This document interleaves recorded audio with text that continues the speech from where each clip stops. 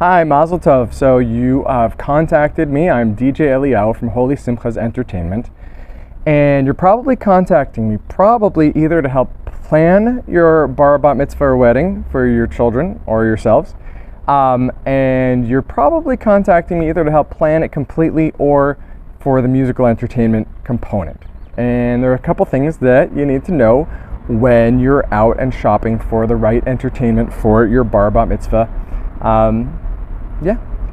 The first thing is, when you're, I jotted down some notes here, so forgive me for not looking directly at the camera.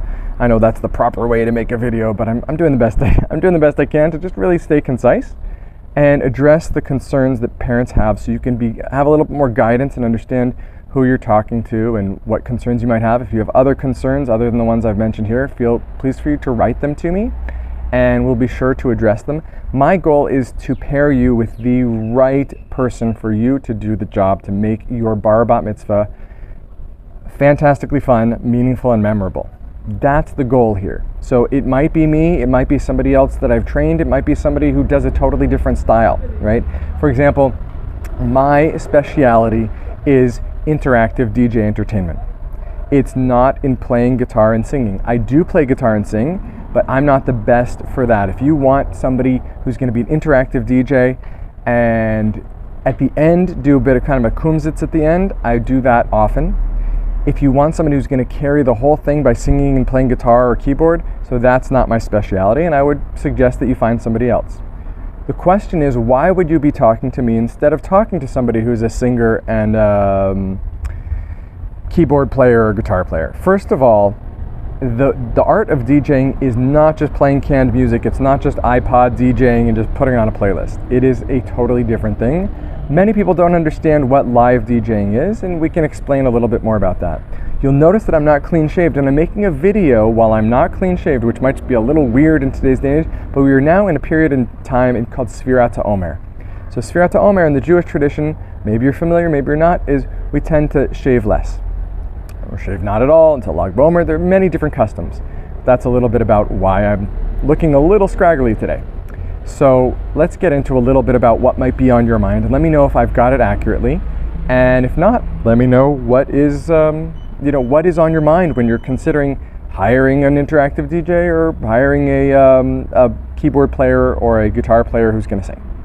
So when you're searching for musical entertainment, right, and you're searching to hire the right person for, let's say, your bar bat mitzvah, right? Parents, you might have these concerns. What is this musical entertainer's experience like with bar bat mitzvah celebrations? What's their ability to engage with the kids and the adults? What's the appropriateness of the tone and atmosphere that they're going to bring? Are they reliable in terms of punctuality and professionalism? Are there specific cultural requests and considerations related to the bar mitzvah ceremony that maybe they don't know? Because there are so many kinds of Jews. There are Orthodox Jews and Reform Jews, and there are Orange Jews and Apple Jews. I love all Jews. And I'm also familiar with all Jews. If you want to know about my background, I can make a video about that. Kind of grew up Reform in San Francisco, became Orthodox for many years, and I'm very familiar with all different kinds of customs from all the different edot, that's different Jewish communities from around the world. Personally, my mother's from Polish descent, my father Iraqi, and I know Moroccan customs, I know Ahina, I know Ashkenazi customs, all different kinds of sorts. When to play music if the bar mitzvah boy is giving a speech, if he's not.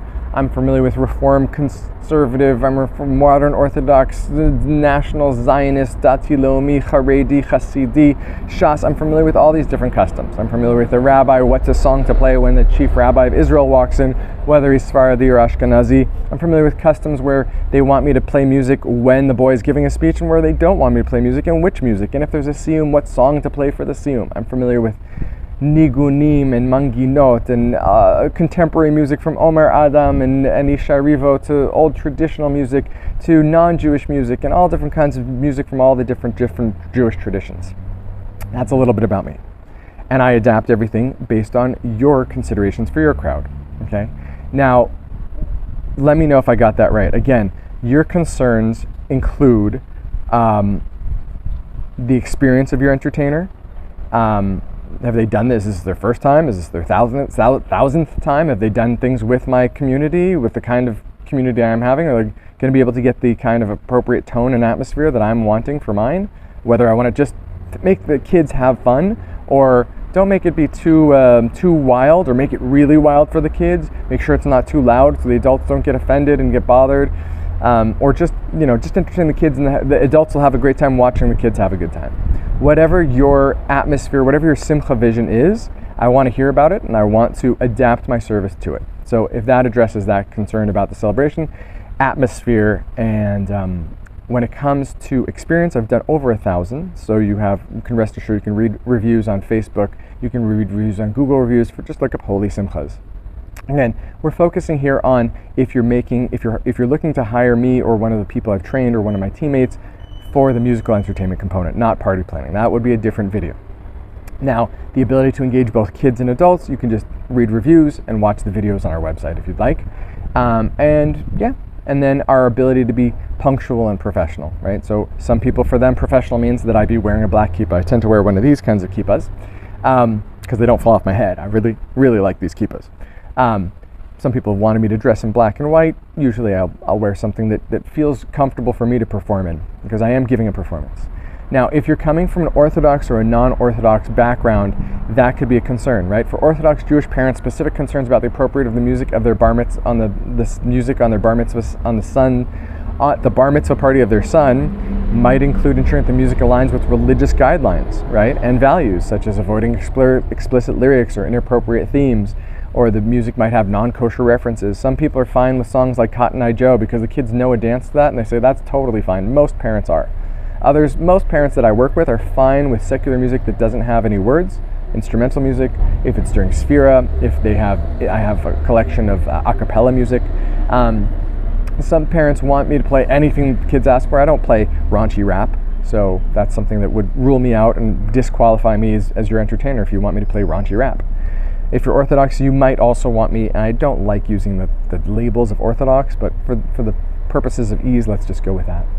So you might want to ensure, if you're Orthodox, right, that me as an entertainer, somebody I would send you, is respectful to the sanctity of the event, and adhere to the different customs and traditions that you guys have, whether that for bat mitzvah is lighting candles or doing hafrashat challah or not, right? Or separate dancing. And you might be concerned about the balance between contemporary music that appeals to the younger guests and the traditional music that might reflect the seriousness and the sanctity of the occasion, right? So those are some concerns I'm aware you might have, and happy to let you know that I strike the balance. That's what I do. Now, if you're a non-Orthodox parent, right, which a lot of people don't identify as Orthodox, or they identify as modern Orthodox, you might be concerned on the other direction. If the parents themselves are not Orthodox, they might have the concerns about cultural sensitivity, ensuring the music choices of the entertainment provided by your DJ are appropriate for the event, right? In other words, that I won't be there being your rabbi, and the kids might come and say, "Can you play this song Latinos?" And I say, "Latinos? We're not Latinos. We shouldn't play that." So I'm not going to be your rabbi. I have the tact and the balance to play the right music and not play inappropriate music, but also not be there and going, "If it's not by Shweki, I'm not playing it," right? I'm not going to do that. Unless that's the parents' guidelines. Okay, so you might want to discuss with your DJ beforehand any specific preferences and guidelines regarding your music selection, and that's absolutely fine. Usually what people do is they give me some direction and guidelines, and they say, "But don't listen to me because you're the professional, and I want you to make the party memorable, meaningful, and fantastically fun. That's what I'm empowering you to do. These are what I would like, but I know you know your craft better than I do, so I won't tell you what to do. But just understand this is me and my guidelines." Occasionally people say, "Here's a strict playlist, I want you to just stick to it." That makes my job super easy, but it doesn't ensure that the party's going to be as fun as it could be. But I'm fine doing that also. In that case, I'm acting more like a technician or a jukebox, which is okay. It's not what I prefer to do. It's not the strength of all my skill set, but it also pays the bills. And if that's what you're happy with, even if it means people might not dance as much as they would if I were doing the song selection based on me reading the crowd, that's also okay. So you might want to be concerned that I'm going to accommodate specific requests that you guys have. And you might want to ensure that I'm able to engage Orthodox and non-Orthodox guests, right? That means that I might get up and dance with them, encourage them to join the dance floor in a gentle way. You might be concerned that I'm going to blast the music. I'm not going to blast the music so it hurts people's ears, okay? So now we come to the question of, well, you're considering having an interactive DJ like a Holy Simchas DJ, or maybe different interactive DJs. There's also DJ Raffi in the market, and you might be considering also going, well, maybe I don't want an interactive DJ, I want a DJ who just stands behind the desk and plays the music, or I want a musician who's going to play. Keep in mind, live DJing is musical. I play classical guitar, I play rock guitar, I play music. I know tone, timbre, I know tone, I know tempo. I'm a musician, right? I know how to read music, I know how to compose music, and my musical instrument of choice for a bar mitzvah or wedding is the DJ equipment. Okay, so you understand we are talking about live musical activity here. But if you choose to prefer to have a keyboard player singer or guitar player singer, that's your choice, and you might want to just consider what are the advantages of having an interactive DJ. So an interactive DJ can offer a unique and engaging experience that those other musicians can't. Okay, unlike traditional DJs or one-man bands, we can interact with the crowd, we can take requests. Even if we've never heard the song before, somebody comes to ask the song, we can generally take requests, especially if we can access the internet, and we can create a dynamic atmosphere. Okay, so this added value leads to increased enjoyment and memorable experiences for the guests. That's one reason why you might want to take an interactive DJ like Holy Simchas. Okay, there are the advantages of having an interactive DJ. I'm going to say basically summarized down into the top 3, and then I can give you some more in case you're still going, well, I'm still kind of sitting on the fence. I'm not sure. I'm still not sure. So let me just start with the top 3. All right, here you go. Your top 3 reasons why you would want to hire an interactive DJ like a Holy Simchas DJ over a one-man band are the engagement interaction factor. That's number 1. Interactive DJs like Holy Simchas DJs actively engage the crowd and encourage participation through activities like song requests, games, interactive performances. You can see videos of all these things. If the crowd is stuck and they don't know how to dance, which oftentimes happens at bar mitzvahs because kids feel like, I haven't danced since I was a little kid. What am I, gone? And so there's the basic just nudging people onto the dance floor. There's linking them up. There's walking around and seeing who's most likely to dance, because the fact is, the more people start dancing, the more other people feel like the ice has been broken and we can dance also. It might be guiding people to do like a train, rakevet, a choo-choo train, right, a conga line, dancing in circles. They might be able to say, okay, I can walk away from my instrument for a second, which I couldn't do if I was playing guitar necessarily, right, and grab people's hands and put people into the formation of circles, or circles within circles, or circles in different directions, making the dance floor come alive. As it says in Tehillim, it says, Hallelu betofu machol. Machol is circle dancing. And when I would just be a one-man band, I would be limited because I'd be stuck behind my microphone. I couldn't have a roving microphone, and my fingers would be on the guitar. So I decided to move in the direction of interactive DJ so I can keep a song going, bring a roving mic into the crowd, and just grab people's hands and form them into chains and kind of give a little pull.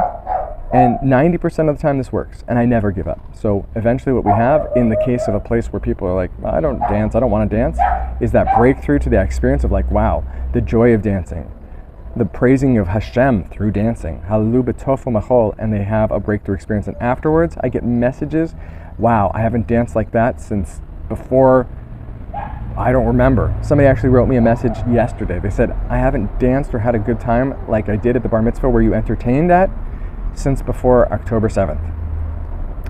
Just a person who was at a party. They wrote that to me as a gratitude.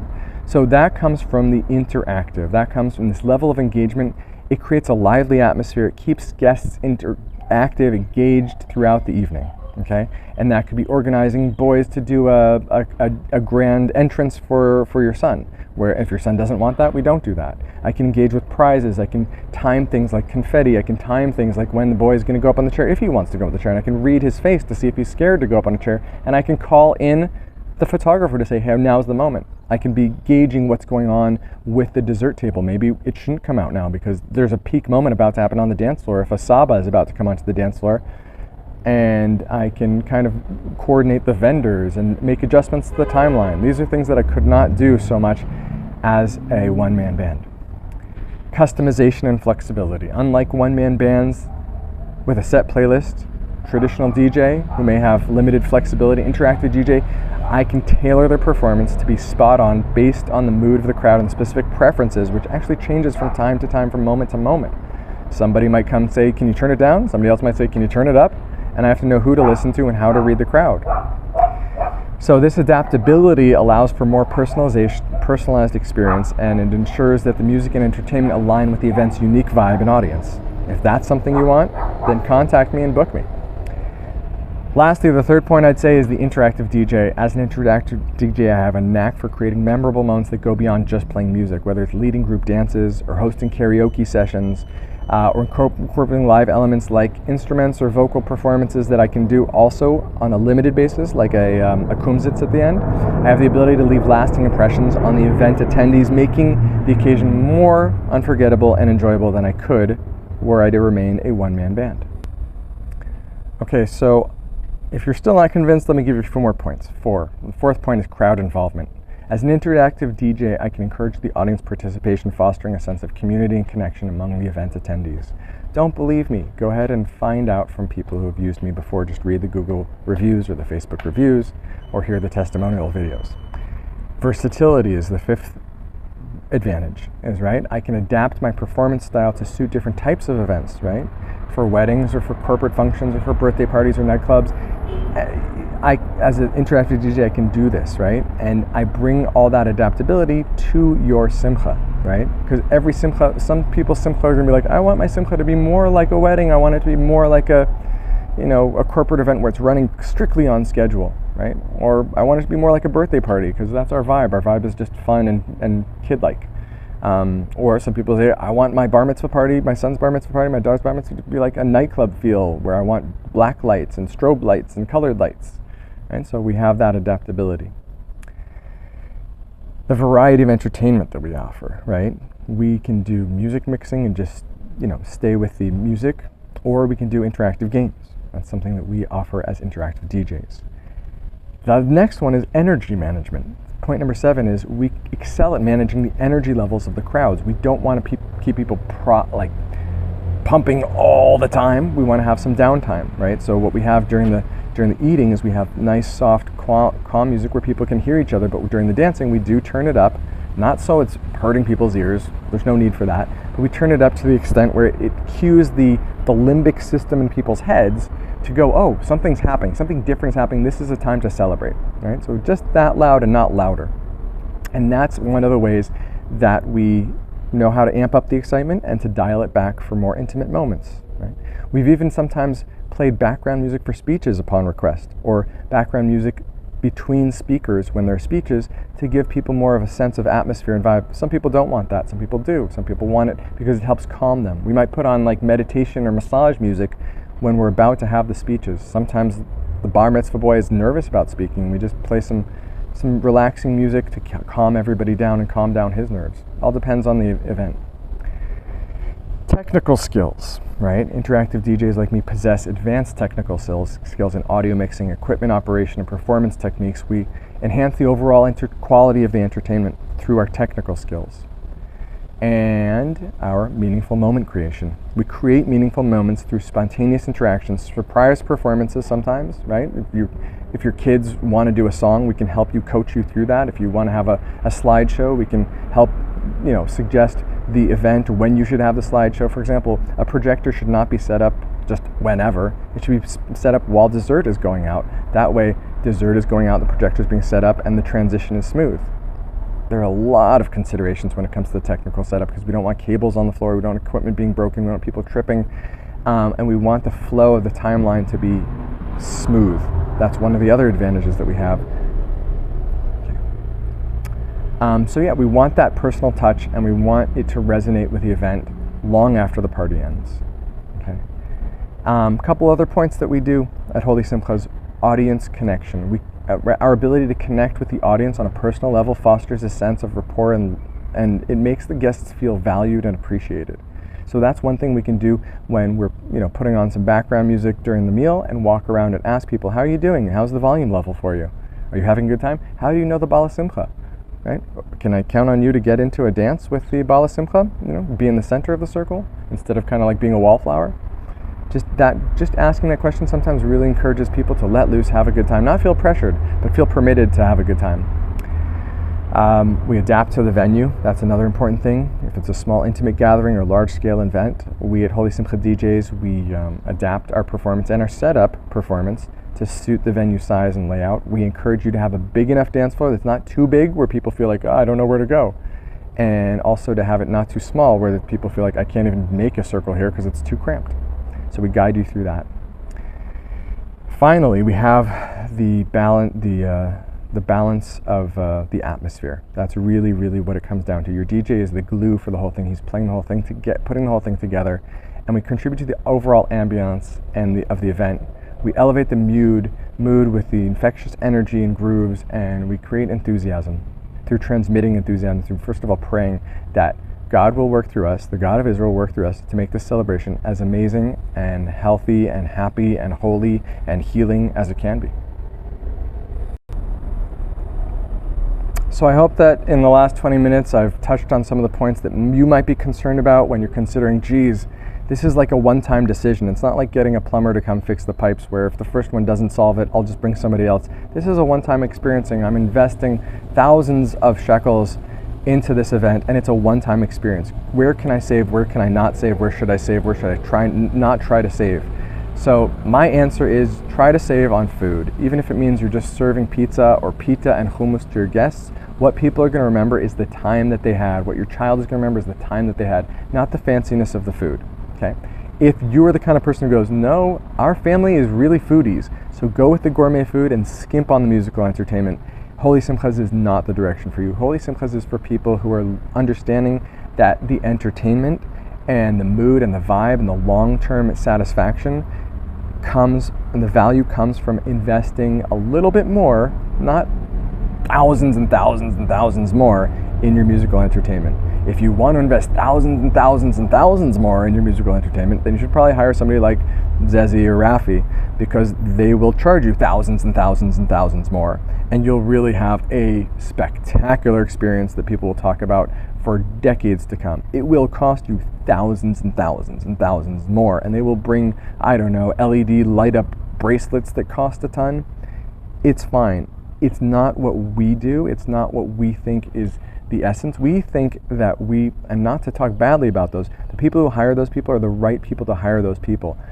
What we are talking about, I probably shouldn't have even necessarily named names, but what we are talking about is both Hamish and fun and interactive, and why you would hire us and really, really spend a couple more hundred or thousands of shekels, not so much more, maybe an extra 1,000 shekel, extra 2,000 shekel on having Holy Simcha interactive DJing is basically for these reasons. One, the long-term satisfaction that you're going to get out of this, right? Investing more in your interactive DJ can lead and will lead to a greater long-term satisfaction with the event.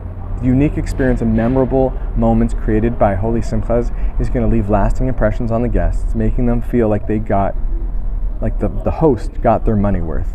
Think about it, okay? You're investing thousands, probably 10,000 to 20 to 30,000, 40,000 on the bar mitzvah, depending on how fancy you're going.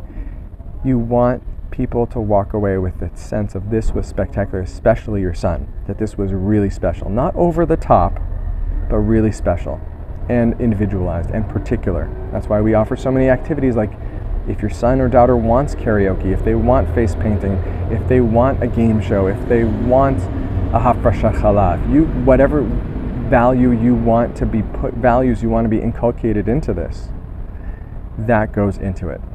And lastly is the peace of mind, right? You're paying more for an experienced interactive DJ. It's going to provide you with peace of mind knowing that the entertainment aspect of the event is in capable hands, okay? This is going to alleviate stress and uncertainty, allowing you as the host to fully enjoy the event without worrying about potential issues or disappointments. Okay? Contact us if what I've said here speaks to you and this is what you're looking for. Happy to show, look on our website.